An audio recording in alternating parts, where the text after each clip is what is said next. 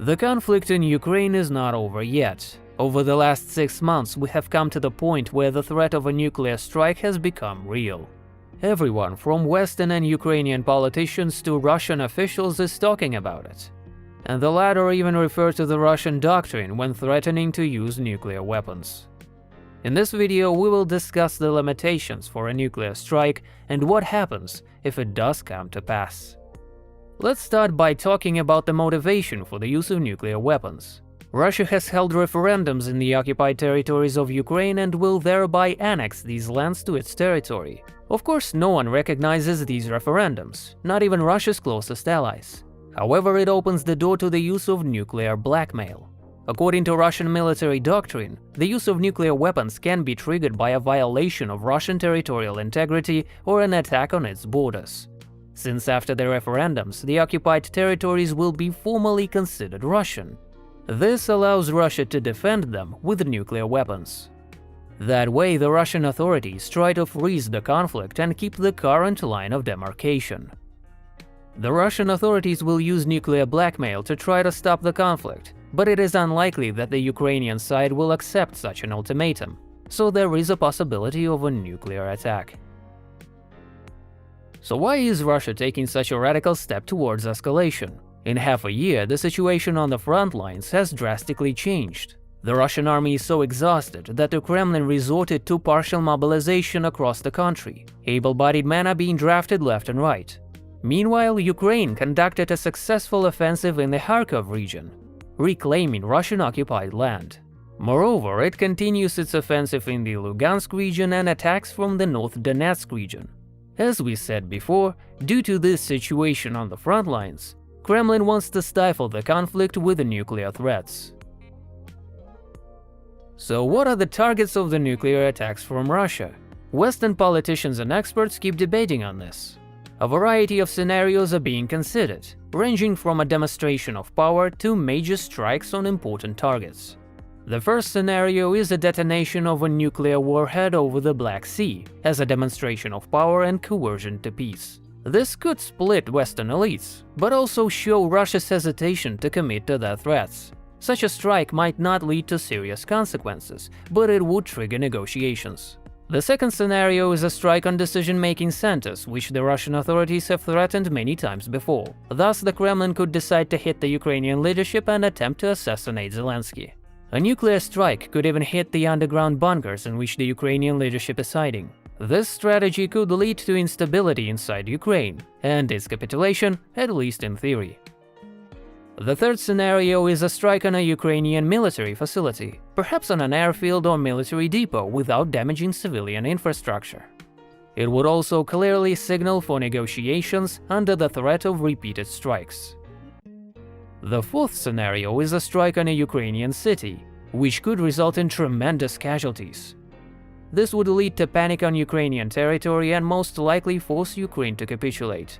At the same time, other countries, even neutral powers, could react immediately. But this is the most extreme and unlikely scenario. As we can see, all scenarios are aimed solely at intimidation, not even making any military sense, because Ukraine's army won't suffer much. This creates a conflict about the reaction of the Ukrainian side and the fact that this may not stop the Ukrainian offensive. At the same time, it could significantly weaken the military support of the West, on which the Ukrainian army depends. There is a possibility that this will cause a rift, and European countries will agree to freeze the conflict.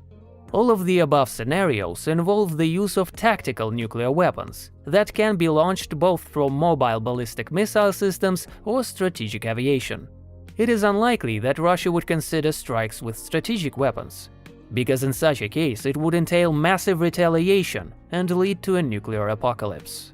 Moreover, activating strategic weapons is no simple task. Such a launch would have to be confirmed by entire groups of individuals. Russia has about 2,000 tactical nuclear weapons of various capacities, ranging from the smallest up to 100 kilotons.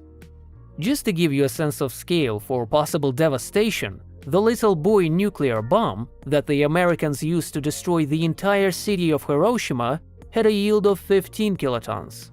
In other words, even tactical nuclear weapons are capable of destroying large cities. Washington's official position remains unclear. Currently, Biden says that Russia will face serious consequences, but doesn't elaborate. US officials say that the states are deliberately maintaining strategic uncertainty. At the same time, Western media reports that the United States are trying to prevent a nuclear catastrophe by communicating with Russian representatives through closed channels. Also, the US intelligence is monitoring the movement of Russian weapons around the clock, so prior to the launch everyone will know that Russia actually deployed its nuclear stockpile. Such actions can already prompt many nations to react. Western experts predict that the American response will most likely be non-nuclear, otherwise it will lead to further escalation and exchange of nuclear strikes between countries. In this case, it will lead to a nuclear apocalypse.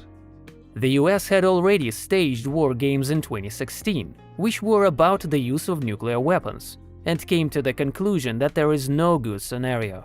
A possible outcome could be a non-nuclear strike on Russian military bases or strategically important facilities, which are primarily located on Ukraine's territory. The location from where the nuclear weapons would be launched is also a possible target for a retaliation attack. One US general stated that the US could respond by sinking the entire Russian fleet at the Black Sea, but this is not an official position of the Pentagon.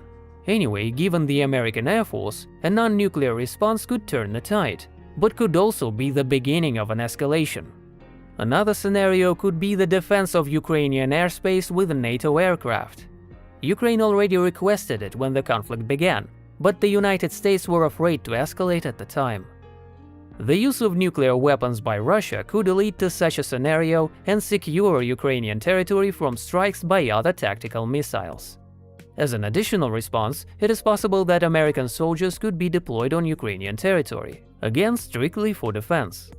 In addition, the US could further deploy weapons, advanced air defense systems, and long-range missiles to Ukraine that could be used to hit targets on Russian territory. The reaction of the world community would also be immediate. This would be the first use of nuclear weapons since 1945. Back then, countries have agreed that the use of nuclear weapons in any capacity is unacceptable, and there can be no winners in a nuclear war. So the international community is bound to condemn such attacks, but not many countries will have leverage over Russia. In this regard, the most important reaction is that of the countries that are members of the nuclear club. That is, those that have nuclear weapons.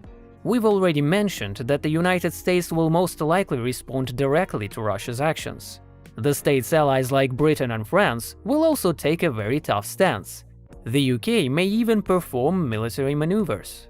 India's and China's positions are very important here, even though the latter remains neutral. However, at their last meeting with Putin, they voiced their disapproval, to which Putin replied that he too wants to end the conflict as soon as possible.